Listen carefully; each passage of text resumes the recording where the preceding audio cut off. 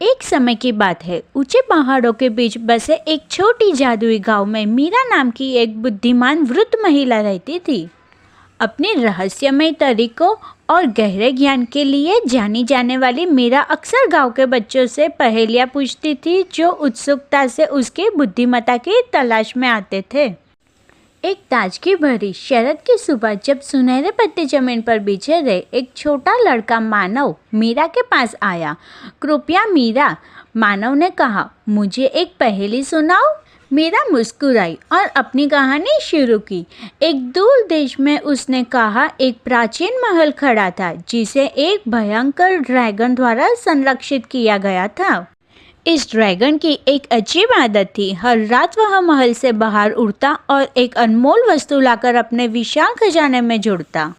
एक रात ड्रैगन एक चमचमाती सुनहरी डब्बी लाया, जो जटिल नक्काशी और रत्नों से सजी थी।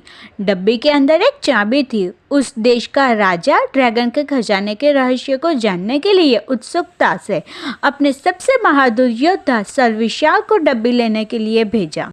विशाल महल में गया और एक भयंकर लड़ाई के बाद ड्रैगन को चकमा देकर सुनहरी डब्बी लेने में सफल रहा। राजा के पास लौटने पर उन्होंने डब्बी के अंदर एक चिट्ठी और चाबी पाई। चिट्ठी में लिखा था, तुम्हारे पास जो चाबी है वह एक दरवाजा खोलती है, जिसके अंदर एक अनमोल खजाना है। वह कमरा बिना दरवाजे और खिड़कियों के है, फिर भी चाबी काम करेगी। राजा और विशाल हैरान थे। उन्होंने महल के कोने कोने में खोज की, लेकिन कोई दरवाजा नहीं मिला जो चाबी से मेल खाता हो। अंत में विशाल को एक समझदारी का ख्याल आया और उसने पहेली हल कर ली।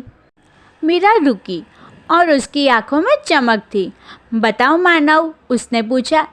सर विशाल ने चाबी कहाँ इस्तेमाल की? मानव ने एक पल के लिए सोचा, फिर उसके चेहरे पर समझ की चमक आई। उसने उत्साहित होकर कहा, सर विशाल ने चाबी का इस्तेमाल सुनहरी डब्बी को खोलने के लिए किया।